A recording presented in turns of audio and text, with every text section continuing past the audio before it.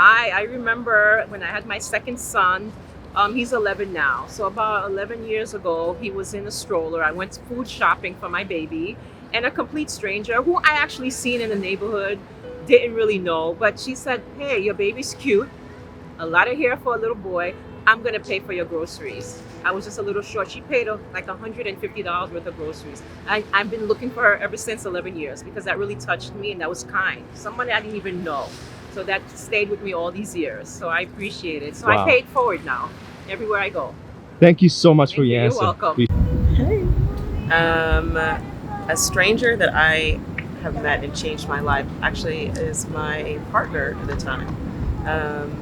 His name is Nick, and we met in a park. Randomly, I was with some friends, and he bicycled in. And, at first I was kind of taken aback. I was like, who's this guy just rolling up? But he ended up being one of my best friends and someone I tell everything to. And that was like 2.5 years ago. And I never could have imagined on that day that he would be the person that I want to spend the rest of my life with. So Prospect Park, I have a lot to thank that park for. Wow, amazing. Thank you so much for your Of answer. course. Who is one person that you met in the past, one stranger, and you had an interaction with them that left an impact on you and you never forgot about them? What would you want to say to that person too?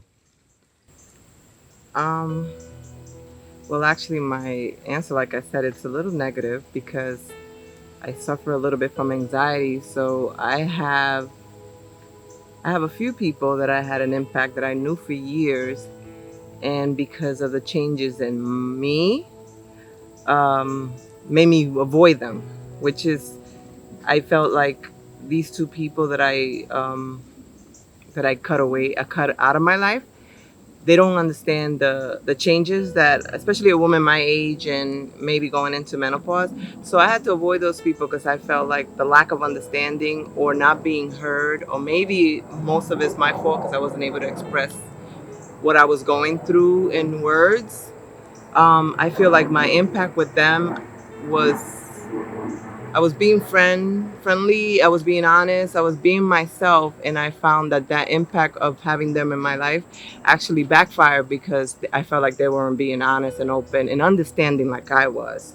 So now I have this attitude where my mental health and my emotions are very important, and if they're not being heard, I just start making boundaries of who I should have in my life or not, and find other people that are equal to my stage of life where I'm at, if that answers the question. Thank you so much for your answer. You're That was welcome. awesome. I was in the south of Italy with my son and his father. My son was about 3 years old. And we were visiting the church of Padre Pio, who is an actual saint in the Catholic Church. Padre Pio passed, I think, in the 60s. And we're walking toward the church, crowds in front of us. And at one point, this old man just seems to come out of nowhere. He walks up to us and he taps my son on the head. He says, "What a beautiful family. God bless you. God bless your son." And he walked away. We thought, how odd. We turned around and we didn't see him. We thought, where'd this man come from? Wow. And then I remembered that they said that Padre Pio often would show up disguised as someone unrecognizable to give you a message. And I'm sure to Amazing. this day that was him. Amazing. Thank you so much. You're welcome. So I met King over there in Prospect Park, and if I saw him again, I would hope that all of his dreams come true. Thank you so much. Yeah. So I was riding my bike yesterday in Brooklyn. Not yesterday, last week in Brooklyn. And, you kind of get caught in this repetitive grind where you forget to look at people in the eye. And I was riding my bike and I stopped at a red light, and there was an old woman and she was crossing the street, and she had very smart eyes, and she caught my eye and I looked at her, and we had that moment that you have with strangers sometimes in this city. And I got very bashful about looking at her for some reason, and she had this sly little glimmer in her eye, and I kind of looked down, and I was on my bike, and then I looked back at her again, and she was still looking at me, and she was a little hunched over, and she says, "Hello," and I said, "Hello," and she said, "It's okay to say hello." And that just made like a huge difference for me that day. Just that little encounter of, like, it is okay to tell someone hello, you know? And it made my day better, and it brought me into the rest of my day with that thing that she gave me. She handed it to me, and I took it. And maybe that had some effect on Wow. someone else, you know? And people, it's very cliche, people say that all the time, a smile is very infectious. And this particular encounter was very infectious. And there was wisdom bestowed upon me in that moment. And it was a very small thing. And it had a lot of weight to it. Yeah.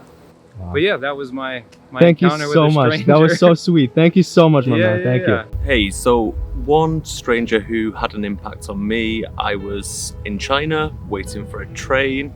There was someone in a wheelchair, and a lady helped this man get on the train. It was just a simple act of kindness, but she held the door open, and I tried to do that in all the work that I do ever since then. Amazing. Thank you so much.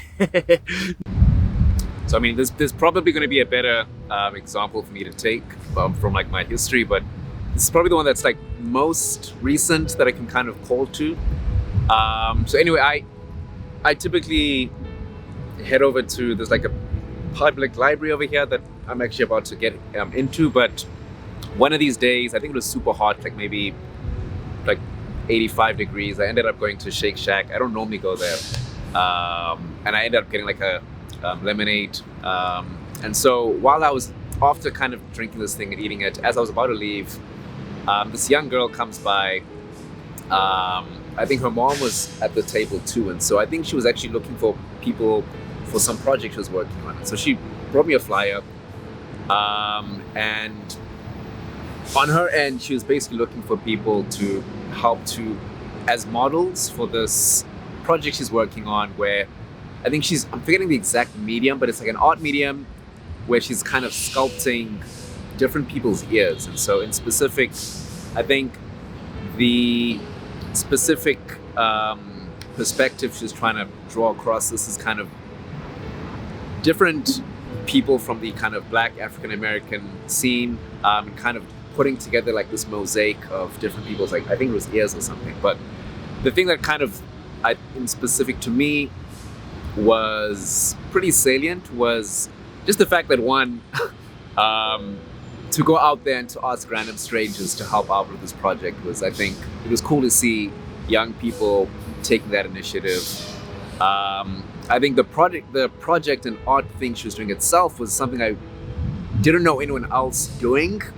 If I look at like most like creative mediums people get into, it was like not that. And so it was cool to see someone working on something that's very esoteric, which related to this. I was in a restaurant with my dad recently, and it was like one of these like probably restaurants made in like the early 20th century, where like if you look at the roof, there's like all these very interesting patterns. And so he noticed various tiles which probably broke in the past. They just replaced it with like a regular white tile. And so he was saying like, yeah, you've got these very like high craft art forms that are kind of going out of fashion. And so I see this like an example of someone bringing in or continuing a very niche, but yeah, I mean, beautiful art form. And so that was something that definitely stood out to me, seeing someone working on something that's probably not fashionable, but allows her to kind of speak her truth through that. And so that was just the combination of seeing young folks going for it, and then someone working on something that's not like pop culture or like high, like very like fashionable today. Like those two things definitely stuck out to me. Yeah, that like was maybe like a week ago. So Thank you so much. I really appreciate your Yeah, of answers, man. course. Back in the late 50s, when I was in, I think, junior high, a friend of mine and I were in the boys' room in school, and two other boys came in and they pushed his head into the wall while he was using the urinal. And they pushed him hard, and it hurt him. And they turned to me and they said, "We have no quarrel with you, so stay out of it." And I did. And I didn't say anything, and it's bothered me for 65 years, 70 years, whatever it is, that I didn't do something to let them know that I condemned what they did and it was wrong. So I would say, if you want to avoid having to think back and criticize yourself, next time you see something wrong going on, take the best and strongest action you can, while you're remaining safe. But do something to let people know that what they're doing is wrong.